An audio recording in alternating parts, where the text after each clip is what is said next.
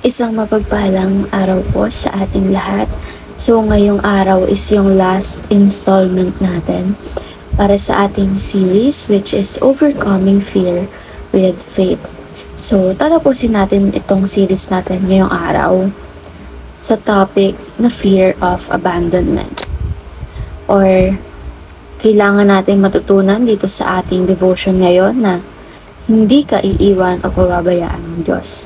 Rather, hindi tayo iiwan o pababayaan ng Diyos.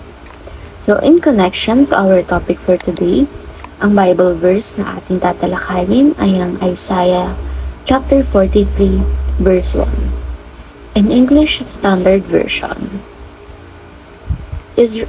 Israel's only Savior. So, sabi rito, "But now, thus says the Lord, He who created you, O Jacob, He who formed you, O Israel. Fear not, for I have redeemed you. I have called you by name. You are mine." So, in Tagalog translation naman, or in ang Biblia 2001, ang Panginoon lamang ang makapagliligtas. Ngunit ngayon, ganito ang sabi ng Panginoon. Siya na lumalang sa iyo, O Jacob, o Jacob. Siya na nag-anyo sa iyo, O Israel. Huwag kang matakot sapagkat ikaw ay tinubos ko. Tinawag kita sa pangalan mo, ikaw ay akin. So kung mapapansin natin, medyo mahaba yung ating devotion ngayon. So kung mababasa natin siya ng buo sa Bible, is para siyang letter, gaya nga nasabi ni Pastor Russell, para siyang letter. Kasi may composition ay kita natin dyan. Diba? So, para mas mapalalim pa itong talakayan natin, is proceed tayo sa ating teaching. Number 1, we all have fears of abandonment. Pero personally speaking, dapat hindi yan applicable kay God. Hindi yan applicable sa ating Lord God. Kasi nga, He is very loving towards us and He is very faithful towards us. So, dapat ibalik natin yung pananampalataya na yon na hindi tayo matatakot na iiwan tayo ng ating Panginoon sa Kristo. Isipin na lang natin, for example ako, mag-21 na ako. Diba? Sa buong buhay ko, hindi ako iniwan ni Lord. Yes, may mga challenges na dumarating, pero will niya pa rin yan kasi gusto niya tayong matuto and gusto niyang palakasin tayo, diba? So, He has never abandoned us and He will never abandon us, diba? He will continue to provide for us His provision, diba? For as long as lahat ng ginagawa natin ay nakaayon sa plano niya. Number 2, we are secured in God's love, diba? He is very loving towards us nga, diba? Laging sinasabi. So, kung yung mga pag-ibig, yung mga worldly love na yan na nararamdaman natin is feeling natin secured na tayo. Wala nang mas pagmamahal na pinaka-secured tayo kaysa dun sa pagmamahal na mayroon si God para sa atin.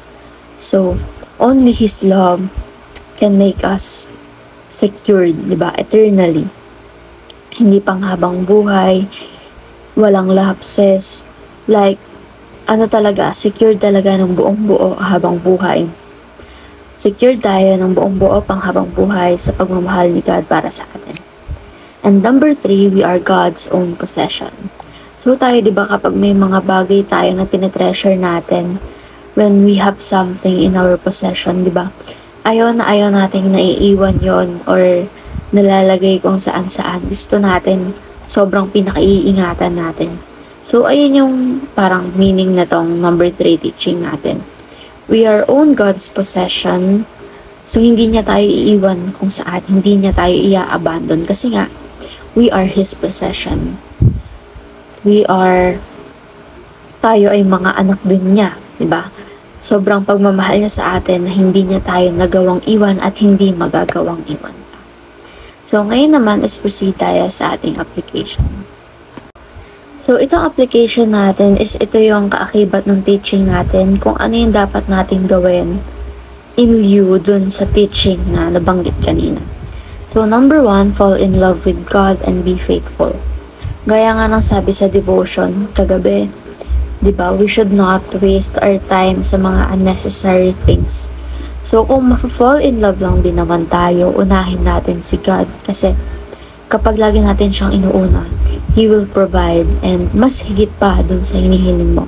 Yung very unexpected ang ibibigay niya sa iyo. So, sabi rito, fall in love with God and be faithful. Mahalin mo siya at manampalataya ka lang. Number 2, find security in God, our Redeemer. So, sa Kanya nga lang, sa pagmamahal niya lang tayo makakahanap ng security. Only in Him that we will be feel secured. Diba? In God, our Redeemer, sa nag-redeem ng mga kasalanan natin, diba? Sa nag-save sa atin. And number 3, forgive those who have abandoned us. So, there should not be any room for hatred inside of us, diba? Kasi tayo nga, kahit tayo, although hindi tayo nag-abandon, kung feeling natin wala tayong inabandon, nagkakasala pa rin tayo. But then again, si God is very loving towards us. Diba? Na hindi niya tayo iniiwan kahit pa napakamakasalanan natin. Lagi niya tayong pinapatawad at binibigyan ng bagong chance and opportunity, diba? Para itama yung mga pagkakamali na yun. So, dapat ganun din yung gawin natin sa kapwa natin, diba? We should forgive those who have abandoned us or wronged us. So, those reasons are those aforementioned are the reasons why we should keep desiring to fall in love with God. Because God is so loving to us and He is very faithful towards us.